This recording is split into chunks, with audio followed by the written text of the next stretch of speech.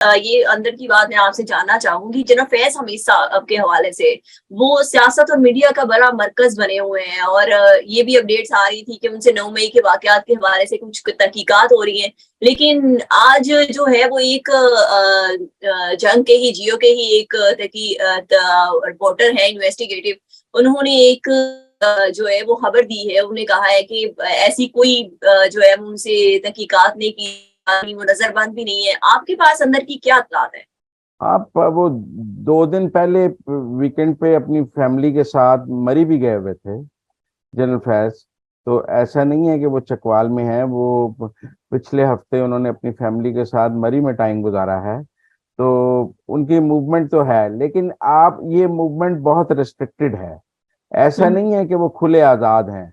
आप समझे उनकी हालत डॉक्टर कदीर वाली है कि उन्होंने कहीं जाना है तो वो मिलिट्री से इजाज़त लेकर जाते हैं, हम्म, बताते हैं कि मैं वहां जा रहा हूँ, फिर वहां पे उनके साथ मॉनिटरिंग होती है। लेकिन उनको बिल्कुल बंद भी नहीं किया गया, लेकिन बिल्कुल खुला भी नहीं छोड़ा गया। वो आर्मी की सर्वेलेंस में हैं और आर्मी की सर्वेलेंस में ही रह रहे हैं। अगर उन्होंने कहीं जाना होता है तो वो उसके लिए बाकायदा परमिशन लेते हैं। कोई मीडिया इंटरेक्शन नहीं कर सकते, कोई पॉलिटिकल मुलाकात नहीं कर सकते, कोई और एक्टिविटी नहीं कर सकते, किसी से राब्ता नहीं कर सकते। इसीलिए आपने देखा कि फैज साहब की सरगर्मियां बहुत महदूद हैं इस वक्त। उनकी निस्बत बाजवा साहब की सरगर्मियां बहुत ज्यादा हैं। फैज साहब हम्म। अब मुल्क से बाहर भी उतनी आज़ादी से आसानी से नहीं जा सकते जिस तरह बाजवा साहब फिर रहे हैं। तो इसलिए सूरत हाल फर्क है। वो अंडर इन्वेस्टिगेशन है या नहीं है, अंडर सर्वेलेंस जरूर है। उनके ऊपर जो नजर है वो 24 घंटे रखी गई है और उनको कोई खुला भी नहीं छोड़ा गया। तो लिहाजा अच्छा, ये मैं जो बता रहा था, ये भी कुछ अपडेट्स थी कि कोर कमांडर जो लाहौर के सलमान गनी साहब और जनरल फैज हमीद ये एक ही पेज के थे, ऐसा है मुजम्मिल साहब? एक एक ही सोच के हामिल थे और हम्म, एक ही सोच के हामिल थे। और जो लोग भी एक ही सोच के हामिल थे वो सब मुश्किल में हैं। और फौज के अंदर भी एक बड़ा जो है वो ऑपरेशन क्लीन अप हो रहा है। और उसमें हम्म, ऐसे लोग जो डिसिप्लिन की खिलाफ वर्जी या जो मिलिट्री कमांड से अलग सोच रख के उसको करते हैं, उनका भी कोर्ट मार्शल का एक अमल जारी है, लेकिन उनके नाम सामने नहीं आए। लेकिन एक ज्यादा लोगों का, मतलब मैं ये कह सकता हूँ कि 40-50 लोगों का ऊपर कोर्ट मार्शल और डिसिप्लिनरी कार्रवाई भी फौज के अंदर शुरू है, मिलिट्री कोर्ट्स में ट्रायल के अलावा। मिलिट्री कोर्स के ट्रायल के अलावा। अच्छा मुजम्मिल साहब, एक और भी क्या तरह की जा रही है, कहा जा रहा है कि इदारा जो है वो जनरल फैज हमीद के तजर्बा से फायदा उठा रहा है। नहीं, मेरे ख्याल में तजर्बात से तो फायदा नहीं उठा रहा। लेकिन आप जिस तरफ रेफर कर रही हैं, बहुत सारी गुफ्तगू उन्होंने की हुई है। मतलब बाजवा साहब उन्हें इस्तेमाल करते थे दुबई में इंडिया से बात करने के लिए भी, अमेरिका से बात करने के लिए भी। हम्म, तो उसमें उनके पास जो इनपुट है कि उन्होंने किससे क्या बात की है, वो जरूर उनसे लिया जा रहा है। क्योंकि उन्होंने कोई जाती बात तो की नहीं हुई और उसमें बहुत सारी चीजों के नोट्स अवेलेबल भी नहीं है।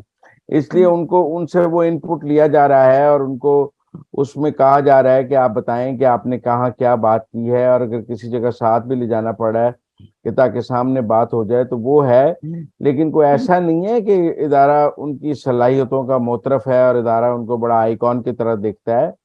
इदारा उन्हें कोई ज्यादा पसंद की निगाह से नहीं देखता।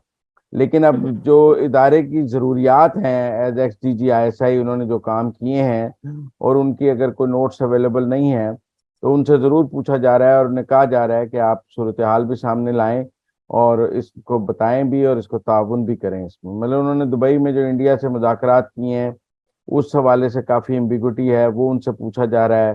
फिर और भी हम्म। जो उन्होंने अफगानिस्तान में जो कुछ किया है उस पर भी उनसे पूछा जा रहा है। उस वक्त तो वो और इमरान खान और वो मिलकर जो मर्जी कर लेते थे, किसी को कुछ पता नहीं होता था। तो अब वो हम्म। पूछा जा रहा अच्छा मुजम्मिल साहब, एक आखिरी सवाल मैं आपसे पूछना चाह रही थी कि है। ये बताएं कि क्या इलेक्शन से पहले इमरान खान और बुशरा बीबी जो है वो इमरान खान नेहल होके वो जेल में चले जाएंगे? ये भी कुछ इतलात आ रही हैं, सलीम साफी साहब ने भी कहा है। देखिए, नाहली तो अगर मिलिट्री कोर्ट से सजा हो गई तो नाहली हो गई, ठीक है ना। और उसकी अपील आर्मी चीफ के पास है और आर्मी चीफ अगर अपील में सजा मुअत्तल नहीं करते तो सजा बरकरार रहेगी। हम्म, तो इसलिए एक दफा अगर आर्मी को मिलिट्री कोर्ट से या तोशा खाना से सजा हो गई तो फिर नाअहली होगी। लेकिन मैं समझता हूँ कि इमरान खान का केस नाअहली से आगे जा चुका है। ये मामला सिर्फ नाअहली तक नहीं है, उनके हवाले से इदारा जो है वो सिर्फ नाअहली पर इक्तफा नहीं करेगा, वो सिर्फ नवाज शरीफ की नाअहली पर इक्तफा हो गया था और उन्होंने कहा था हमारा गुस्सा उतर गया और उससे ज्यादा नहीं किया। इमरान खान ने जिस तरह फौज को हिट किया है, फौज में बगावत लाने की कोशिश की है, मुझे लगता है कि वो नाअहली पर उनकी सजा खत्म नहीं होगी, उनको सजा दी जाएगी, रिग्रेस इम्प्रिजनमेंट की जाएगी और उनसे उनको इलेक्शन से पूरी पार्टी को बाहर रखने की तैयारी की जा रही है। मतलब पीटीआई इलेक्शन में हिस्सा ही नहीं लेगी, जहां तक मुझे लगता है इमरान खान इतनी बंद गली में आ जाएंगे कि उनके पास बाइकआउट के अलावा कोई ऑप्शन नहीं रहेगा और वो किसी को भी पीटीआई के नाम से इलेक्शन नहीं लड़ने दिया जाएगा अगले इंतखाबात। Thank you so much Muzammil साहब कि आपने हमें अंदर की अपडेट से आगाह किया। मुजम्मिल साहब के मुताबिक पीटीआई जो है वो इस इलेक्शन में जो है वो कहीं पे भी खड़ी होती हुई नजर नहीं आ रही है और वो एक बंद गली में दाखिल हो चुकी है। इसके साथ ही मुझे इजाजत है। अल्लाह हाफिज।